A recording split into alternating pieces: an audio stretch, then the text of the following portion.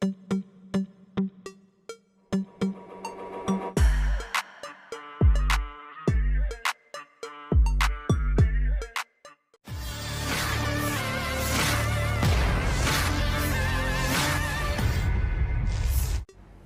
Angkatan Bersenjata Rusia kembali meningkatkan eskalasi militernya di medan pertempuran. Seperti yang terlihat dalam sebuah video yang ramai dan beredar di aplikasi perpesanan Telegram pada Sabtu 6 April 2024. Dalam cuplikan video menampilkan detik-detik serangan yang dijatuhkan oleh pasukan penerbangan Vladimir Putin. Tampak bagaimana kelompok penyerang penerbangan Angkatan Darat dari pasukan Dirgantara menyerang titik kuat dan konsentrasi tenaga musuh di arah Kupiansk.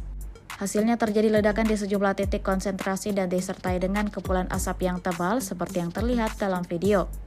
Namun hingga saat ini tidak terlihat adanya serangan balasan dari pihak infanteri Angkatan Bersenjata Ukraina. Video ini viral dan menuai beragam komentar dari warganet.